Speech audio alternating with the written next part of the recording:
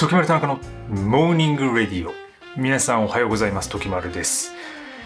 11月19日水曜日、時刻は朝の6時を回りました。今日も東京のホワイトボックススタジオよりお送りしています。皆さんいかがお過ごしでしょうか。天気がいいですね。そして、結構寒いですね。11月19日です。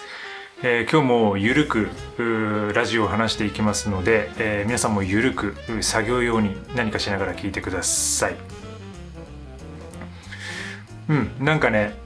僕も今日、朝ヨガの練習を終えて、今日は軽めにやりましたね。スタンディングシークエンスまでいかず、ちょっと半端にシークエンス。で、太陽礼拝 A、B やって、で、半端にスタンディングやって、で、そこからフィニッシングって感じでしたね。はい、相変わらずヨガ続けています。で、この毎週水曜日本当に早くて来るのが、で、なんか、この週に1回のラジオが自分にとっての1週間のリズムを作り出しているなと改めて思いました。やっぱりこう自分はなんていうか、労働をしていないので、その労働という労働を会社にも勤めていないので、なんかね、ずっと夏休みが続いているし、ずっと冬休みが続いているような感じなんですよね。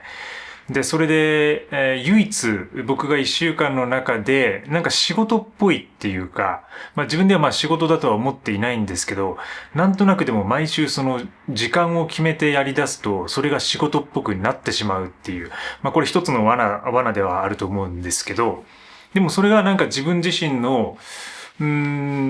生活のリズムを維持することにつながっているなってことに改めて気づきました。だから多分このラジオがなければ僕はもうずっともう曜日関係なし、基本的に曜日は関係ないので、曜日感覚を失ったままもう迷子になっていることだったと思いますね。で、これ始めたのがだから5月とか6月ぐらいでした。で、その前身として、ポッドキャストで、モーニングレディオを配信していたわけですけど、それを YouTube に移行してですね、こういうふうに毎週水曜日に話し続けると。で、これは自分が飽きるまでやろうって思っていることなんですけど、なかなか飽きないんですよね。で、それはやっぱり皆さんからの質問をいただいたりとか、それによって答えていったりとか、で、自分自身もなんとなくそのリズムができているので、一つの一週間の中の自分の中のくさびとしてね、なんか労働としてっていうかワークとして、機能しているところがあるので、これをやることでなんか今週も締まるというかね、締まっていくっていう感じがあるので、なんか聞いてるね、皆さんにとっても、何かこの水曜日がこれを聞くことで何か締まるみたいな、これからまた始めていくみたいなきっかけになれるといいかなと思っています。全然役に立たないことばっかり話しているので、むしろね、それで士気が下がってしまったと。この何もないやつの適当な話を聞いて、士気が下がってしまう方もいるかもしれないので、その辺は十分にご注意ください。自己責任でご利用ください。それでは今朝の一曲参りましょう。今日はこちらをお送りします。ファンで2012年のアルバム Some Nights よりCarry On。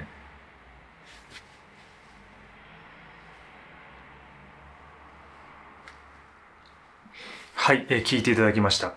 ファンですね。アメリカだったかな、イギリス、アメリカだよね。ファン、F-U-N、ファンというバンドです。2012年のアルバム Some Nights。これが多分一番ヒットしたアルバムだとは思うんですけどね、彼らの中で。その中の4曲目に入っている Carry On って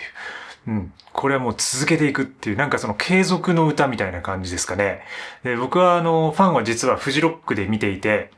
グリーンステージで、見てますね、ファンを。で、なんかそれは結構たまたま、タイミングが良かったなっていうか、ファンを見るためではなかったんですけど、たまたまその自分が行ったフジロックの会に、ファンが出演していて、彼らをグリーンステージで見ることができました。で、その時もこの曲が確かやっていたと思いますね。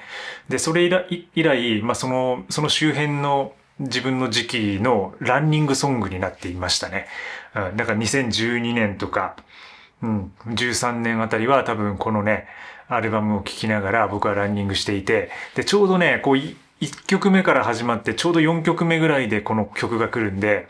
なんか疲れてきた時でもあるし、ちょうど乗ってきた時でもあるんですよ。そういうタイミング、走ってる時にね、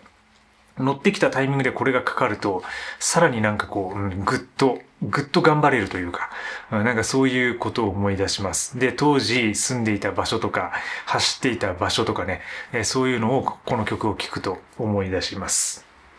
よかったら聴いてみてください。続いて本日のヨガスートラのコーナーです。スワミ・サッチダーナンダさんが書いているヨガインテグラルより、ランダムにページを開いて、そのページから何かを読み解くというコーナーです。で、最近はもうこれやりすぎて、ランダムに開いても、もう一回読んだところになるので、もうちょっとね、選んでいます。今日もちょっとピックアップしていきます。はい、どの辺行きましょうかね。はい、これ行こうか。ここ行きます。163ページ。カルマ。行為とその反作用の子宮は、これらの障害の中に根を張っており、そうしたカルマが見える生、現世及び見えざる生、来世における諸経験を引き起こす。はい、こう書いてます。なんかこれもわかりやすいですね。カルマ、これが、障害の中、行為と作用の反復の中に根を張っていて、そのようなカルマが見える生、現世と見えざる生、来世、現世と来世における諸経験を引き起こすと。はい。で、このような説明が続きます。ここでパタンジャリはカルマとは何か、そしてそれはどのように蓄えられ、どのように働くかの説明を試みる。サンスクリット語のカルマには2通りの意味がある。行為と結果、両方を指す場合と、そのどちらかだけを指す場合とである。あなたはカルマを行っているとき、カルマ、結果を切り取っているのだ。だが普通、カルマというときには、過去の行為の反復作用を指している。どんな行為であっても、後に結果を残す。つまりどんな原因にも結果がある。そして、それはどちらが先とも言えない。例えば、木はなぜ生えているのか。種が生まれたからだ。ではその種はどこから来たのか。他の木からだ。木が先か、種が先か、卵が先か、鶏が先か、それはどう考えてもわからない。それと同じことで、カルマの資源はどうしてもわからない。それがどこでどのようにして始まったのかは誰にもわからない。だが、それは現にここにあり、こうして見ることができる。だから我々はそれにけりをつけるべく努力していかなくてはならない。そこからまた長々と続くんですけど、カルマには2通りの意味があると。カルマって言われると、いわゆる行為っていうことを指したりしますけど、それには行為っていう意味と結果っていうね、2通りがあると。で、かつその両方を指す場合もあるってことを書いています。簡単にカルマというと過去の行いっていうことをね、よく言いますけど、それは結局その鶏が先か卵が先かみたいな話で、いつどう考えてもそれはもうわからないもので続いていくものであるということ。だからこそ、結局、その過去の行いが今を紡いでるし、今の行いが過去にも繋がっているから、やっぱり今の行いっていうものを大事にしていくしかないんだよっていうところが、最終的な、多分言いたいところだとは思うんですけど、ただこれも結構解釈によっては深い解釈があるので、僕自身もまだね、多分読み込めてないところがあると思います。なんか結構スピリチュアルな部分とも関連してくるとは思ってますね、これはね。あとは思想の問題とかね。よくほら、例えば前世を考える人とか気にする人もいれば、前世とは全く関係なしに、今というか、自分の人生というか、この一つの生みたいなものを生きる人もいるじゃないですか。だから僕はどちらかといえば、もちろんその遺伝子的なレベルだったりとか、家系的なレベルとかだったり、そういう生物学的なレベルではもちろんその親がいて、その前に親がいて、で、その前にも親がいてみたいな、そこを受け継いだ遺伝子の一つとして自分は存在していると思ってはいますけど、でもその思考とかにまでそれが及ばないんじゃないかなってことを考えてますね。だからつまりその何かの生まれ変わりっていうのは仏教的観念ではありますけど、それが結局はその前世のことを関係なくっていうか、そこにあまり関わりなく僕は生きてるっていう、そういう感覚を今、なんとなく持っています。自分では。続いて、お便りコーナーです。この番組に寄せられたお便りを読み上げるコーナーです。毎週たくさんのお便りをお送りいただきありがとうございます。で、お便りがなかった週は僕がこのラジオをお休みにしたいと思ってるんですけど、なかなか鳴りやみません。はい。嬉しいことです。いつもありがとうございます。ラジオネーム、もちづきさんちのももちゃん。時丸さんおはようございます。先週お便りを読んでくださってありがとうございます。夫婦で喜んでおります。というかはしゃいでます。私はよく小説を読みますが、本棚が必要になりますよね。電子書籍も考えたけど、紙の感触がたまらないと思います。時丸さんは読書家ですが、本の扱いに困ったことはありませんか？床にドンと積んでるのでしょうか？よかったら教えてください。ってことで。ありがとうございます。本の扱いはなかなか困りますよね。で、僕ね、結論言えば、床にドンって置いてますね。まさによくわかりましたね。床というかちょっと段ボールで、水とかを置いた段ボール、備蓄用のね、水を置いた段ボールを置いてるんですけど、その上にドンと本を置いてます。で、今ね、何冊あるかな。自分の本も一つ混ざってて、この間出した新刊ですね。取ること生きること。それ混ざってて、1、2、3、4、5、6、7、8。8冊あるね。こっちにもあるから9か。9冊あります、今、紙の本が。結構自分にとっては結構多い時期で、これは。で、やっぱり10冊以上には増やさないようにしようとはなんとなくは思ってるんですけど、で、だから増えてきたら、実家の方というかね、倉庫に送ったりとか、あとは完全に手放すとか、あとはもう完全に読み切ってもうこれは自分にはいらないなと思ったものは本テロと言って、出会った人にいきなり手渡すっていうね。その本が合いそうな人に、自分のリアルな友人たちに本をいきなり渡すっていう本テロっていうのをやってます。そういう活動を。はい。そんな感じですね。だから手元には大体置いとくんですけど、もう適当にね、本棚は持ってないのでドンと置いてる感じですね。で、僕も小説大好きで、やっぱりね、かさばりますよね。で、本当に昔本棚持っていた時は、何冊あったのかわかんないぐらい、なんか結構2つぐらいキャビネットを持ってて、それにもう全部埋まってましたから、で、多くが写真集で、200冊近く多分あったと思うんですけど、で、それを一気に手放したっていう話はね、結構過去に何度もしてますけど、なかなかやっぱ分量っていう意味で大変です。で、今は、10冊以内に抑えてるので、引っ越しするときに結構整理して、だいたい2、3冊になりますね、最終的に。で、このヨガインテグラルだったりとか、ヨガの教科書的なもんだったりとか、あと結構レアな本とか、そういうものだけね、持ち歩いて、4、5冊ぐらいには多分なると思うんですけど、なんとかこれに詰める分だけ積んで、移動するっていうことを繰り返しています。で、紙の感触がすごくたまらないって話はむちゃくちゃ僕も、わかりますね。やっぱ紙の方がいいですよね。でもね、この最近手に入れたこのね、e-book リーダー、これが、ものすごく、自分の最近の読書体験の向上に役立っています。で、これつまり、e-ink リーダーっていうのはディスプレイがついていなくて、これはちょっとついてるタイプなんですけど、もう完全に消すこともできて、だから LED を後ろからライトを当てずに、ただインクだけを表示して、こんな感じで。で、自然光の中で、光の中で読むっていう感じ。だから反射光で読むって感じです。専門用語で言えば。だから、目に優しいんですよね。ライトが、光がないので、で、かなりその紙みたいな質感で読むことができる。文字とかのこの反射率とか、色とか、もう結構ね、紙に近い感じなんですよ。もちろんこうめくることはできないんだけど、ポチッポチって言ってこれで、視認性もすごい良くて、ブックスという端末でね、Kindle とかも普通に読めて、こんな感じで、ものすごくね、読みやすいです。だから僕これを手に入れてから電子書籍を買うことを躊躇しなくなりましたね。それまではやっぱりなんとなく読みづらい本とかね、こうあると思うんですけど、そういうのは紙で買ってたんですけど、でもこれを手に入れてから、なんか電子書籍の方がずっと自分のこうデジタル資産として、こう捨てないでいいので、そのデータがあればね、読むことができるんで、こっちの方がいいなと思って、この端末を手に入れてから結構その読書体験が上がって、電子書籍を買うことを躊躇しなくなりました。なんで割とね、使ったことがない方はね、結構試してみてもいいんじゃないかなと思います。続いてラジオネーム、ときめき丸田中さんよ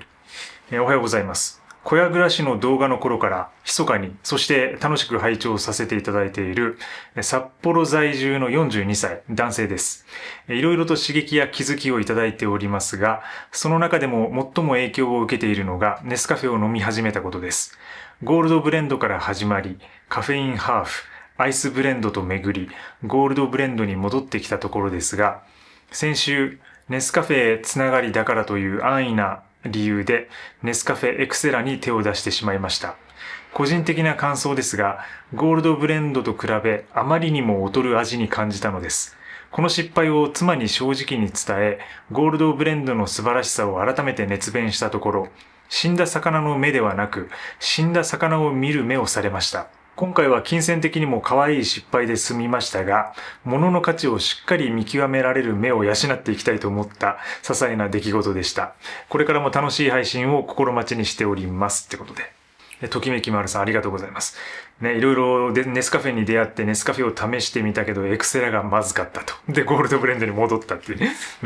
なんかね、これね、わかります。ただね、これ目利きの問題じゃなくて、やっぱりそのコーヒーっていうかインスタントコーヒーって飲まないとわからないとこありますよね。これだからなかなか判断が難しいというか、なんか、いくらそのグレードが低くても、てかなんか同じその粉コーヒーだから、グレードが低くても、例えばそれが自分に合う味というか、美味しく感じる場合も多分あるじゃないですか。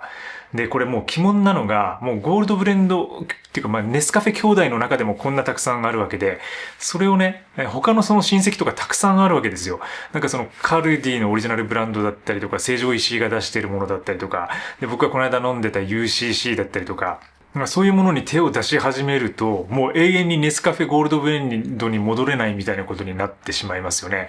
で、僕も結構ね、一時期いろいろ外れてて、行ってて、今最近またようやくネスカフェゴールドブレンドに戻っているんですけど、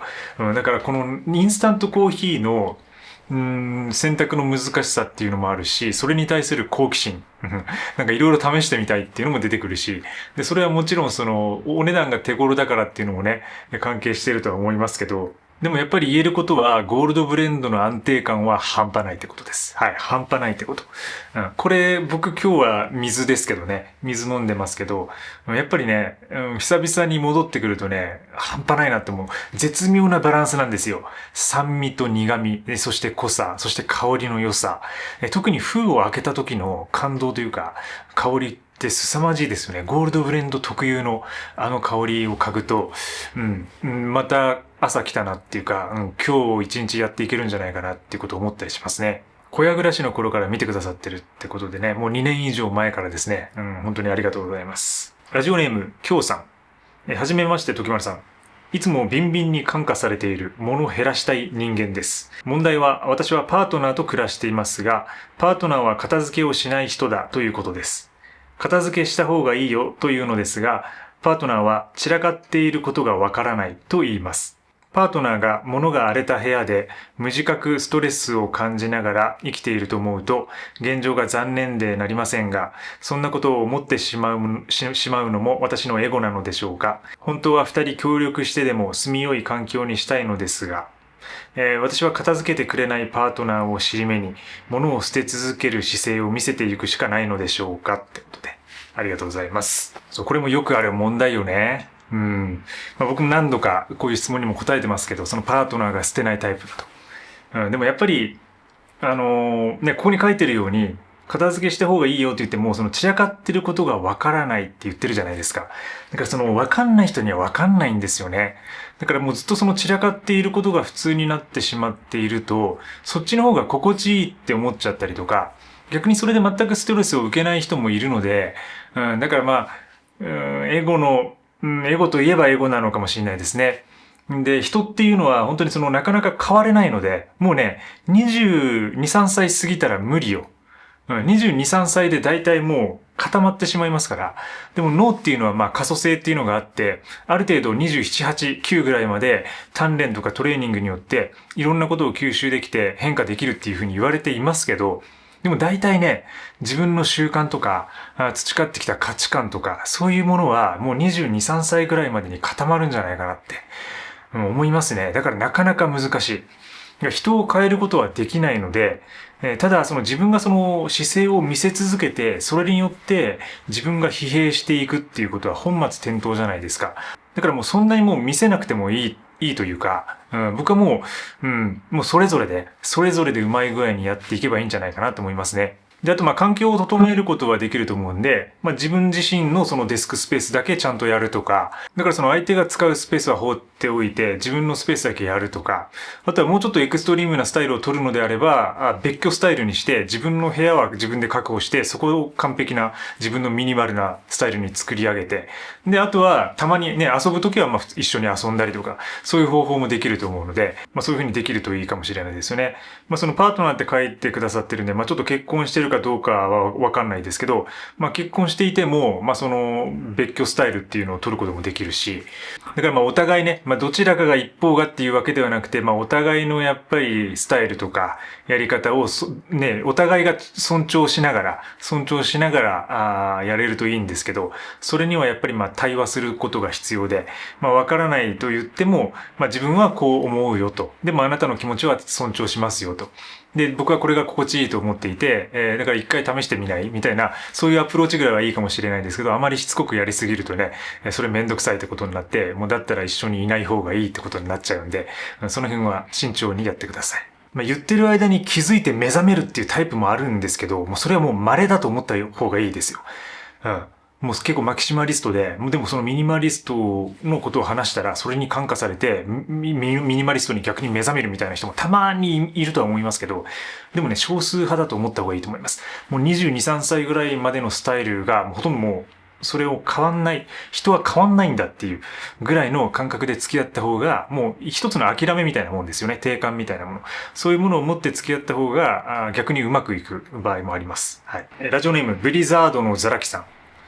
これまで動画やモーニングレディオを長々と拝見させていただいてたのですが、初めてお便りを送らせていただきます。普段は広島でエセトキマリストさせていただいているのですが、東京に行く機会があり、動画でお勧めされていた背脂煮干し中華そばを食べに行ってきました。これまで食べたことのない美味しさに絶句しました。これからも通いたいと思う味で、店内もエグザイルの道など世代の、音楽が流れており、また東京に来た際は伺いたいと思います。おすすめしていただきありがとうございましたってことで。ラーメンね。先週もラーメン行きましたってのありましたよね。そう、結構これも2年以上ぐらい前に上げてる動画なんですけどね。やっぱり未だにね、そういうのを見てくださって実際に行ってくれるっていうね。それは嬉しいことですね。お店にとっても。ただ僕が行ってた頃と結構味が変わっているのは正直あって。やっぱりね、ラーメン屋っていうのもその継続性っていうのは難しいと思うんですよ。持続可能性を持たせるっていうのは。これ特に東京なんかね、激戦区ですから、やっぱりなかなかそのコストのね、上昇なんかで、一気にその値段が上がったりとか、あとスープの味が変わったりってよくします。で、僕が一番最初に、僕もできた頃からその行ってるんで、もうオープンの頃から行ってるんで、そのオープンしたての頃はもっと美味しかった気がするんですよ。これ気のせいかもしれないですけど、もちろん今も美味しいと思いますけど。だからそういうのがね、結構、そういう変化も含めてね、楽しんでいけるといいかなと思ってますけど、ちょっとまた最近も僕も行きたいと思ってますね。久しぶりに行きたいですね。続いてラジオネームルカさん。時丸さんに出会ってから1年経ったので、感謝の手紙を送らせてください。きっかけはミニマリスト財布で、検索した時に、紀ノ国屋オリジナルジップウォレットのサムネイルを見つけたところからでした。この1年で、ベアフットシューズ、5ポケットパンツを履き、パタゴニアで上半身を包み、SNS のアカウントを削除し、投資を始めました。そろそろ山に入るかもしれません。人生がより良い方向に進んでいる実感があります。これからも発信活動を楽しみにしています。ってことで、ルカさん、感謝のね、お便りありがとうございます。1年間ですか。それは嬉しいですね。1年っていうとね、結構な時間の蓄積ですよね。で、ミニマリストウォレットね、財布がきっかけだったと。で、それをきっかけにベアフットシューズ、5ポケットパンツ、パタゴニア、で、SNS アカウント削除、で、投資を始めるっていう、もう全部時丸のスタイルを踏襲されてますね、これはね。で、僕今も、これも変わらず使ってるんで、ベアフットシューズ、ビボ履いて、今も5ポケットパンツ履いてます、はい。で、パタゴニアも今年も使ってると。やっぱり会う人には会うというか、どんな人でもやっぱりそのものを整理する。そして、その中で自分がいいもの、最適なものを長く使う。そして、そこで余ったものを投資に振り分ける。あと自然に入るみたいな、なんかそういうところは、結構なんか誰にでも通じることだと思いますね。そして結構効果があることなんじゃないかなって思ってますね。だからなんかその普遍的な実践であるというか、やっぱりこの誰にでも聞くみたいなことって、なかなかこの世の中では相当ないとは思うんですよ。なんか例えばサプリメントとかでも、聞く人もいれば聞かない人もいたりとか、しますよね。でもやっぱりその人間っていう構造が、基本的にホモサピエンスっていうね、私たち人類っていうのが、そもそも同じ作りであるっていうことを考えれば、そういうなんか人間の習性を元にしたもの、もう自然に入るとか、運動をするとか、なんか小さなコミュニティで暮らすとか、なんかそういう SNS とかに消耗されない、情報をあまり入れすぎないとか、なんかそういうとこっていうのは結構その万人に通用することだと思うので、なんかそれを実際ね、改めてちゃんと実践することによって、自分の人生が改善されたりとか、あとはもっといい方向に行ったりとか、そういうことになるのかなとは思っています、今も。山に入り出したら、いよいよときまリストですね。私もね、ちょっと近々また冬山に行こうと考えています。はい。十分気をつけて行ってください、行くときは。続いてラジオネームぽよまるさん。同じ丸がついて、ちょっと可愛い名前だね。ときまるさん、こんにちは。いつも楽しく拝見しております。前回のレディオにて、オアシスの解散前のライブに行ったことがありますとお話しされていまして、自分も好きなのでとても嬉しく思いました。どんなきっかけでオアシスを好きになったのでしょうか。当時の時丸さんの暮らしなども含めてお話を伺いたいです。よろしくお願いします。ってことで。ぽよまるさんね、ありがとうございます。オアシスね、これね、一番最初のきっかけは何だろうな。多分ね、中学校の頃ですね、もう10代、12とか13歳ぐらいの頃だと思うんですけど、なんかね、中学の先生にね、結構音楽好きが結構いたんですよ、何人も。なぜか僕の学校にたまたま。で、そこで、なんか、英語の授業かなんかで、多分一番最初に、Don't Look Back in Anger を聞いたのが多分一番最初の僕のオアシス体験だったかな。で、それまではもちろんその古典っていうか、ビートルズみたいなのを聞いてたんですけど、なんか、そのオアシス聞いた時に、つまりほぼほぼビートルズというか、ビートルズの現代版だと感じて、で、こんな人たちがいるんだと思って、そこから聞き始めて、そこからそのロックとかポップスとかヘビーメタルとかハードロックとかを聞くようになっているんで、で、大学に行ったら、そのオアシス好きなメンバーがいたりして、一緒にバンドを組んだりして、で、自分のバンドでもコピーやったりとかね、してて、だからオアシスっていうのは結構自分の世代というか、90年代のバンドっていうところが一つあるので、なんとなくその自分の世代のバンドであるっていう意識が結構あったりしますね。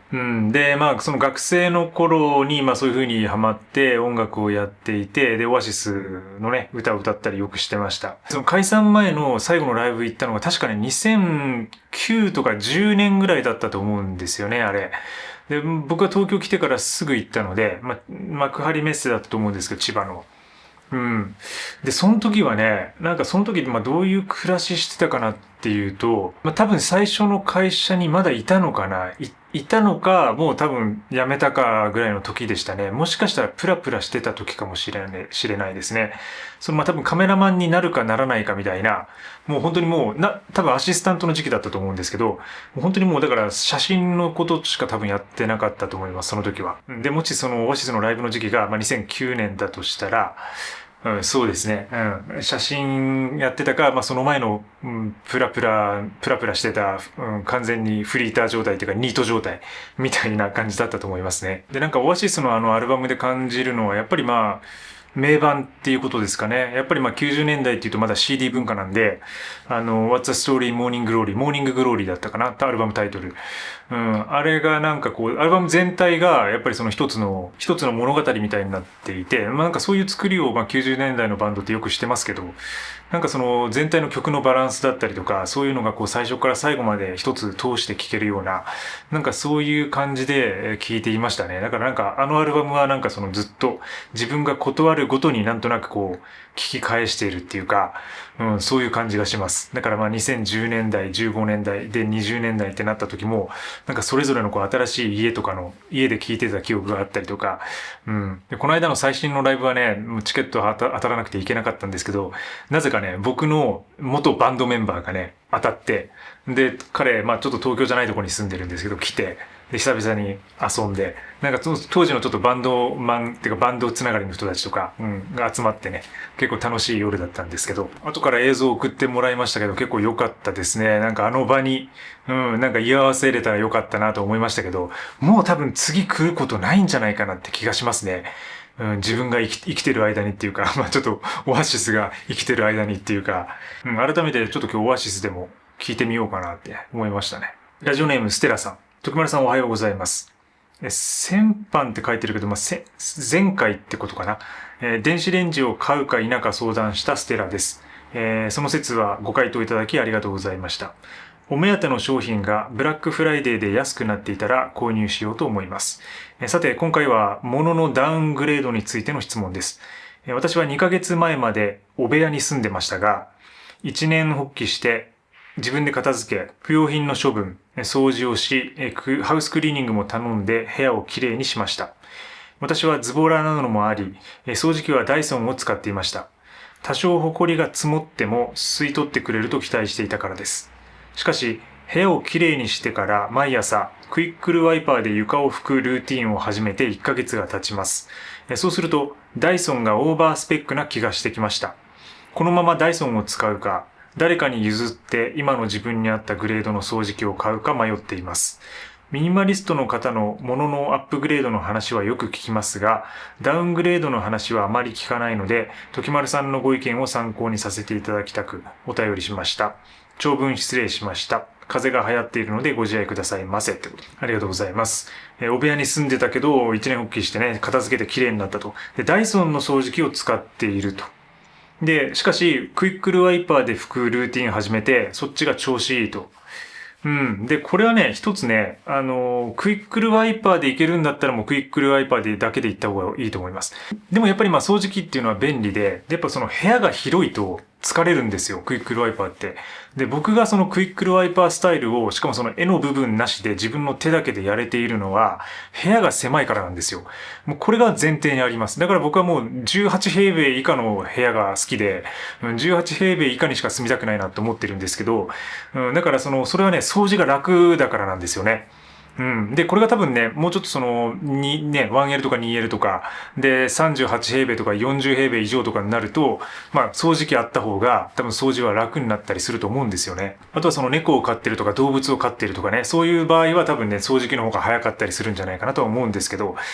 だからそこがね、心地いいのであれば、掃除機を手放せると。ただ、ステラさんが今回悩んでいるのは、ダイソンがオーバースペックだから、ダウングレードの掃除機を買うか迷ってるって。で、これ僕だったら迷いません。つまりその大は小を兼ねるというか、わざわざ同じ機能が持っているものをダウングレードさせるっていうことは、結局そこでまた買うことによって自分が出費することになるじゃないですか。だからそこにお金を使うんだったら、今持ってるダイソンの掃除機を使い続けた方が、出ていくお金がないのでお得だってことなんですよ。だからわざわざダウングレードさせる必要はないと思いますね。でもそこにこう至った経緯がなんか多分裏があるんじゃないかなとは思うんですけど、でそこがちょっとわかんないところですね。だからまあ別にダウングレードする必要はないと。で、まあ最後に書いてるこのミニマリストの方のダウングレードの話はよくあるけど、アップグレードあんまないよねっていうのは、まあ確かにそうだなとは思うんですけど、ただね、僕もね、ほら、例えばその紀ノ国屋ジップウォレットとか、ああいうのって完全にダウングレードですよ。もともとだって僕財布持ってたわけで、ちゃんとしたレザーの革の。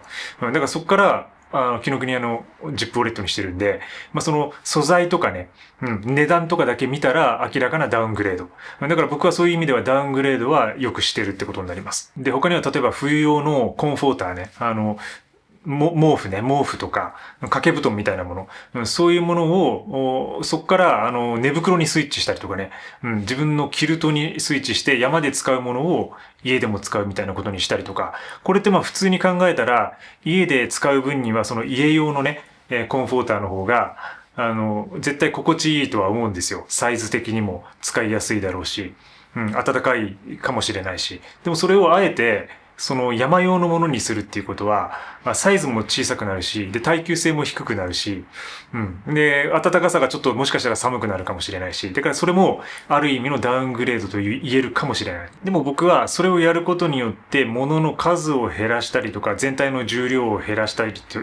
とか、あとは逆にその暖かさを下げる、ダウングレードに見えるけど、暖かさはちょっと上がるとかね、そういうところを、そういうバランスを考えながら交換しているので、自分の中ではそれはダウングレードにはなっていないっていう、なんかそういう感覚ですかね。だからダイソンが問題なければ、それを壊れるまで、使い続ける方がいいと思います。もちろんそれがあまりにサイズが大きすぎて、小さくしたいとかね、そういう理由だったらわかるんですけど、ちょっとね、同じようなもので、また別の新しい、今度安い掃除機を買うっていうのはちょっと、やらなくても別にいいかなとは思いますけどね。続いて、ラジオネーム、ヨガとランニングをするメタラーで元カメラマンのミニマリスト。ミニマリスト10年目です。仕事や結婚の都合で引っ越しの機会が多く、物を減らし続けていたら、10年目にしてスーツケース一つに収まる量まで物を減らすことができました。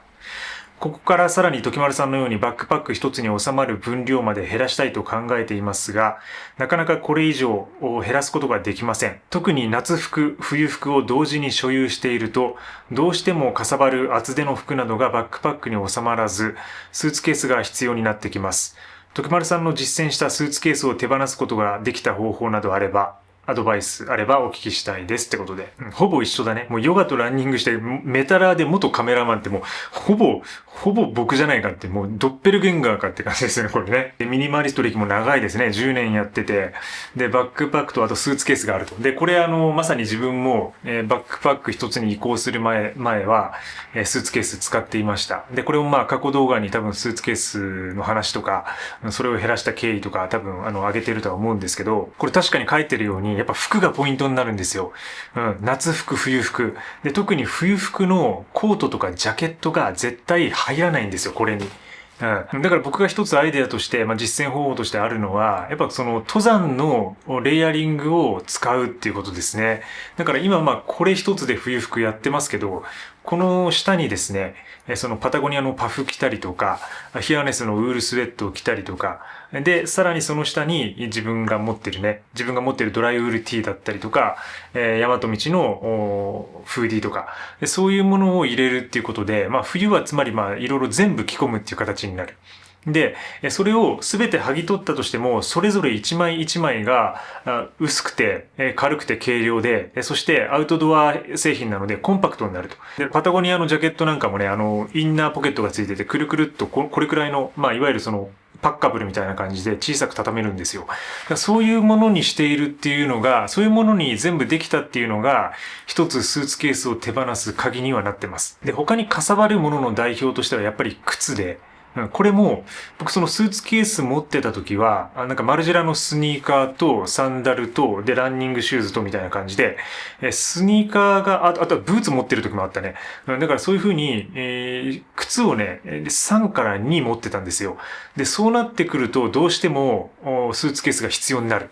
絶対これには入りません。靴って結構容量大きいでしょ。で、服は畳めるからいいけど、靴ってぐちゃっとは畳めませんよね。だから必ず容量を結構圧迫するというか取るアイテムなんですよね。だから靴を一つにする。これも大きなポイント。で、それができたのが大きかったかなと思ってます。だからハイキングのレイヤリングを日常生活に持ち込んで、それで全部生活するっていうこと。そういうスタイルの統合をするっていうことと、靴を減らす。で、今僕はだから靴は一足とサンダルを一つ。で、サンダルなんかはね、もうこういう外のバックパックのこの外にくくりつけておいたりとか、で、あとこのポケットにね、ザクッと入れたりとか、なんかそういう運び方ができるので、で、あと靴は一足だったら自分がもう履くことになりますよね。そうしたらバックパックの中にその靴を入れる必要がなくなるんですよ。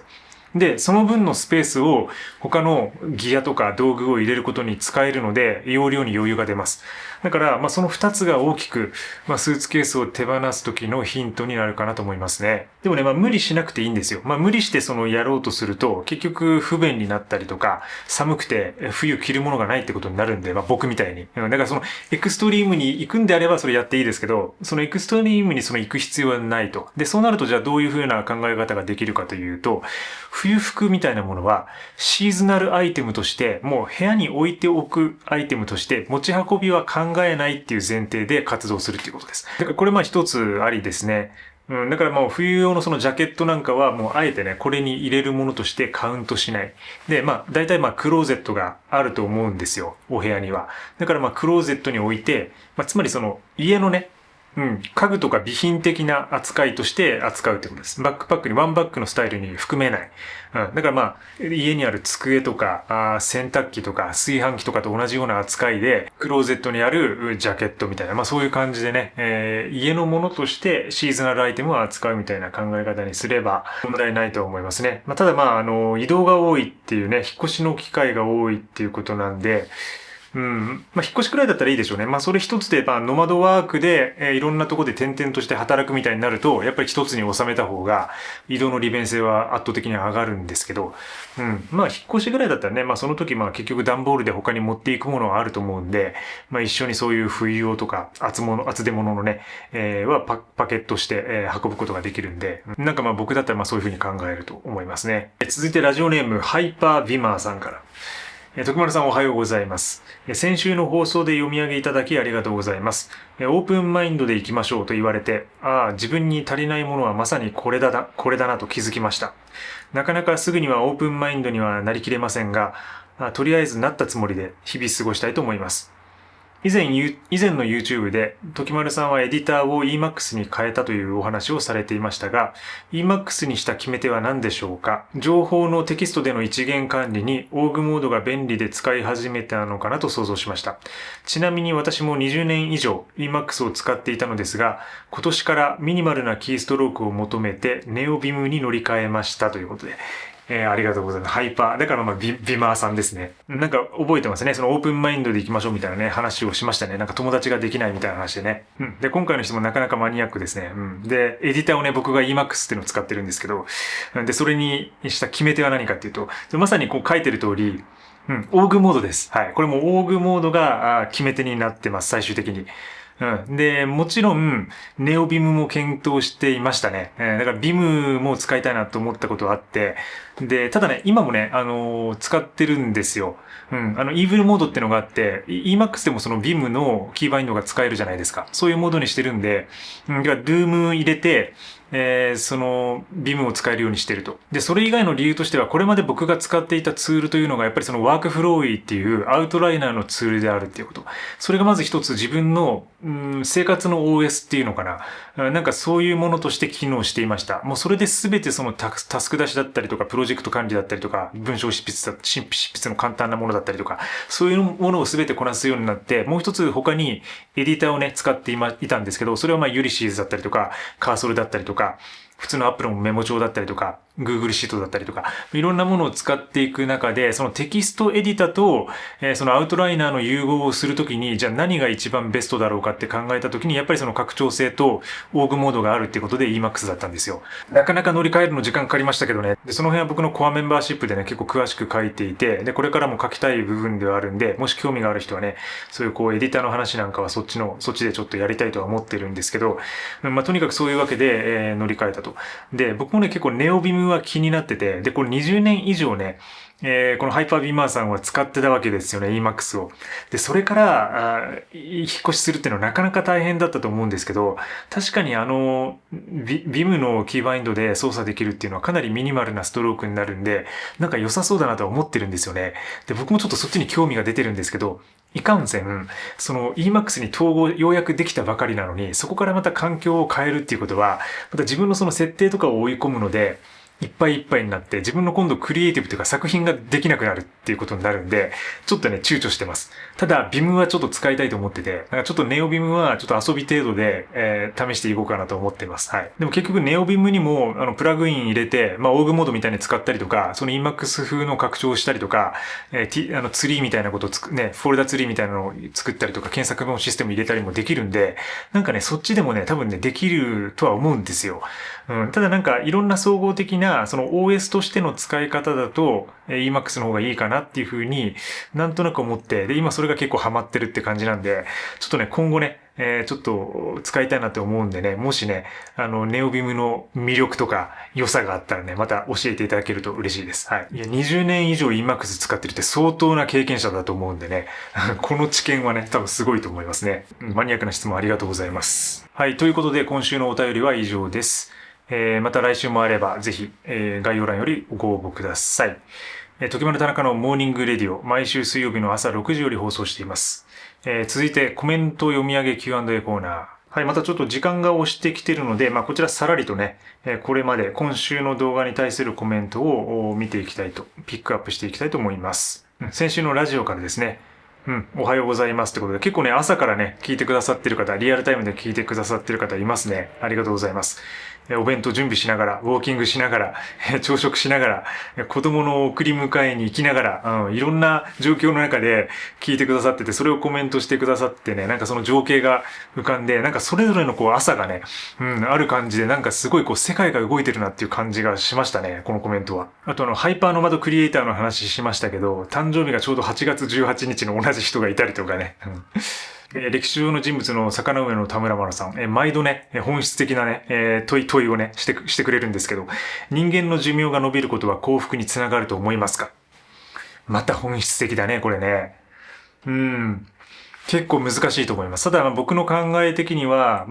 全人類的な視点に立てば、寿命が伸びるっていうことは、それだけ幸福に寄与するとは思いますね。それは病気で死ぬ確率が下がるっていうことでもありますし、ただ、個人的な観点で言えば、必ずしも伸びることが幸福かなとは、やっぱ思わないですね。で、それはやっぱりその寿命というところと老化っていうのが繋がっていることだと思います。だから自分が今こういうふうな活動ができているのは自分が今そういう年齢であるからであって、この同じようなことを80歳、90歳、100歳になってできるかっていうこと。それをまず考えますね。だからそこでこう伸びた時にその同じような今の幸福感を得られるかっていうのはわからないし、で逆にその自分の体っていうのはどんどん動かなくなって、で脳もどんどん廃れていって動かなくなっていく中で、でもその自分の生命とか人生が続いていくっていうことは、それだけ生きるってことはそのライフコスト、つまり生活のコストがかかるんですよね。だからそのお金がかかるのにその収益は得られないみたいな、自分が活動できないから生産的なことができなくて、でお金が入らない、収益が入らないってことになると、コストが出ていく一方になりますよね。寿命が伸びれば伸びるほど、体は衰えていて、お金がなくなる。そして寿命は伸びていく。生きなければならないってなった時に、その時に果たして幸福なのかっていうことは考えたりしますね。はい。だから結構難しい。だから立つ視点っていうか見る視点によって変わるんじゃないかなっていうことを考えましたね。考えさせられる質問をね、毎回ありがとうございます。冬服ワンセットで生きるミニマリストの動画ですね。これも結構いろんなね、コメントいただいてますね。エクストリームなミニマリストを YouTube でたくさん見てきました。でも気取った人が多くてスポンサー料で生活している人が多いって。でもあなたは自然体で正直で少し変わっている。でもあなたは今でも真のミニマリズム哲学を貫き、自分が参照するものを哲学してるんですねと、実践してるんですねと。ありがとうございますってことで。英語でいただいてますね。どのくらいの頻度で洗濯をするのか知りたいですってことで。冬服はね、だいたい2日に1回とかかな、こうアウター類とかはそんな感じですね。で、インナー類は、ほぼ毎日ぐらいします。ベースレイヤーで着ているものは。ただこのアウターなんかは、この上のジャケットなんかは週1とかの場合もあるし、汚れ方によってって感じかな。汚れたとこに行ったりとか、あと結構匂いがついちゃったりとか、他のとこで。そういう時には、すぐ洗ったりするんですけど、それによって変えてるって感じですね。だいたい3日から4日に1回ぐらいって感じですね。で、これ結構アウトドアメーカーの人に実際聞いた話なんですけど、やっぱりこういうアウター系って、汚れないように見えて、やっぱり肌につく部分っていうのは皮脂がつくんで、そこから劣化していくんですよね。で、そこから防水性能が失われたりするんで、なんかそのメーカーの人によっては、3日に1回とか2日に1回とかぐらいの結構な頻度で洗った方が、長持ちするっていうふうにも言われてます。そういう意見もありますね。毎年寝巻き難民になっています。今年こそはいいのを見つけたいと思ったので、思い切ってフラッフィーウールスウェットのセットアップ買いました。じわじわとトキマリストになってきている気がします。届くのがとても楽しみですってことで。これすごいね。フラッフィーウールスウェットのセットアップ。しかも寝巻きって書いてて、これ寝巻きにはすごい贅沢だと思いますよ。僕だって普通に、日常的に着てますから、これ。しかも上下だから、そう、確かにパンツもね、売ってるんですよ。で、パンツもね、多分心地いいんだろうなっていう感じはありますね。上がすごいいいから。いいですね。冬のランニング時もこの格好でしょうか。冬でも汗かくと思いますので、一着だけだと帰宅して洗濯するときどうしているのかなと気になります。ランニングの時はね、走って帰ってきたらこれ全部洗って、で、乾燥してる間裸で踊りながら待つっていう感じ。それはちょっと冗談なんですけど、基本的にランニングの時って僕ね、この格好でまずランニングしません。もっと薄手。冬でも、ショーツ履く時もあれば、あまりに寒い時はこの5ポケットパンツで走りますけど、結構ショーツ履いたりとか、で、上は、もちろんこのウィンドシェルみたいなのを着るんですけど、中はT シャツにしたりとかね。で、T シャツだったら2枚持ってるんで、それをね、毎回洗濯すれば、洗濯してる時も同じものを着れるっていう状態になります。はい。あと挙げたのは睡眠力を上げるために行っている3つのことね。これどうですかね。皆さん購入された方いるんですかね。で、案件初めて見ましたとかね、いろんなことをいただいてます。で、摂取しないと眠れなくなりますかってのあったんですけど、これCBD についての質問なんですけど、これ実際に回答したんですけどね、ほぼ毎日使ってるんで、やめると眠れなくなるのかがまだ実証できてないっていう僕自身が。で、依存性はないんで、基本的に摂取しないと眠れないっていうことはないかもしれませんが、多分気持ち的な問題とか習慣的な問題で眠れない感じになることはあるっていう、そういう感じですかね。だからその物自体には依存性はないんだけど、やっぱりその習慣に依存するっていうことも人間ってあるので、例えばカフェインはね、ちょっと依存性あるけど、毎朝その白湯を例えば飲むとかね、で、それをね、毎日続けていると、なんか毎朝起きてすぐに白湯を飲まないと、ちょっと気持ち落ち着かないとかなる人もいるじゃないですか。それと同じようなことで、毎日 CBD 使ってると、なんか、これあった方がやっぱり落ち着いて眠れるな、みたいな感じ。そういう習慣の依存みたいなものにはなるかもしれないですね。それは物質による依存ではないので、悪いことではないかなとは思いますけど、気になる人はいるかもしれないんで、一応そういう感じに伝えたいと思います。あとは月曜日には飽きるまで続けるっていうテーマの話をしました。これもね、いろんな自分自身の経験をたくさん書いてくださってありがとうございます。見てない方はね、ぜひコメントも見てください。なんか皆さんの知見というか、これまでの経験が、いい経験が共有されているような感じがしました。続けていることはミニマリストだけですとかね。息しか続けられていませんっていう。これもね、いいじゃないですか。息してるだけで。ヤッホーみんな息してしてるだけで、もういいと。それだけで。なんかそれも思いました。そういうことも思いましたしね。息してるだけでいいじゃないっていう。学生時代からかれこれ14年間使い続けている電気ケトルがあります。この動画を見て改めて愛着を感じ、先ほど磨きました。いいですね、これね。すぐ行動に移して。14年間。これは、なんかね、確かにこの電化製品って結構愛着が湧くのかもしれない。なんか僕もちょっとふざけて、無印良品の炊飯器をね、ふざけて何度も紹介してますけど、なんか2年間これやってると、やっぱね、今ちょっと愛着湧いてるんですよ。なんかその白い家電、そしてコロッとして、ちょっとなんか小さくそこにいるみたいなのって、なんか可愛らしく思えてきますよね、これね。不思議なことに。面白いね。なんかフットサルを続けている方とか、あと映画とかアニメとかラジオ鑑賞を趣味としてずっとやってきた方とか、あと音楽やってる方やっぱ多いですね。音楽やって10年経ってたけど、これからどうしようかとか、あとゲーム業界にね、長くいる方だったりとか、で、楽器とかね。サーフィンを16年やってます。レベルも頭打ちなところや、地方の小さなコミュニティでの人間関係に疲弊することが多くなり、楽しめなくなっている今日この頃。もしかしたらやめたら新しい自分が見えるのかなと思いながらも、やめ時も難しいなと思いながら拝聴しました。とても刺さる内容で考えさせられました。いつも深い動画ありがとうございます。ということで。サーフィンでもそうなんだって思いましたね。なんか僕もサーフィンの経験はあるんですけど、バリでね、やってたんですけど、なんか、あれってなんか自分の結構個人プレイなところはありますけど、やっぱり深くやっている人は、それなりにそこの場所のコミュニティだったりとか、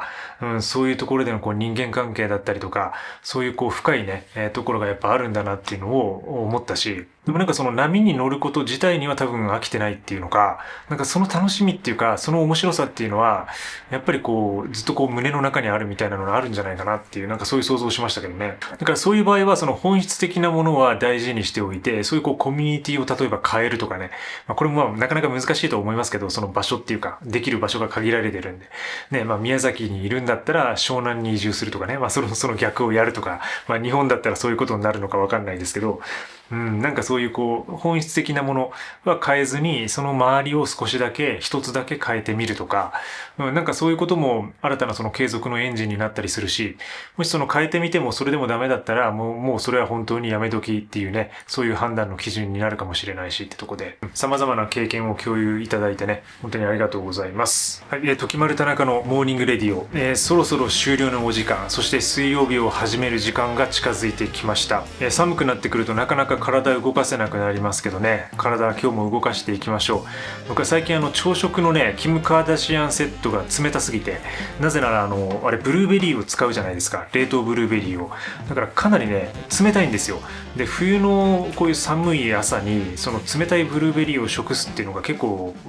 過酷なことやってんなっていうのがあって、だからなるべく先に食事を作って、そこからこう運動したりとかラジオを撮ったりとかして、でこうできたものをしばらく置いておいて常温に戻ったものを食すっていうね、そういうちょっとルーティンに最近なっています。そろそろ風邪とかインフルエンザとかも流行ってくる時期なので、うがい手洗い、しっかりしていきましょう。そして今日も良い一日を始めていきましょう。また次回のラジオ、そして次回の動画でお会いしましょう。今日も最後までご視聴いただきありがとうございます。それでは、いってらっしゃい。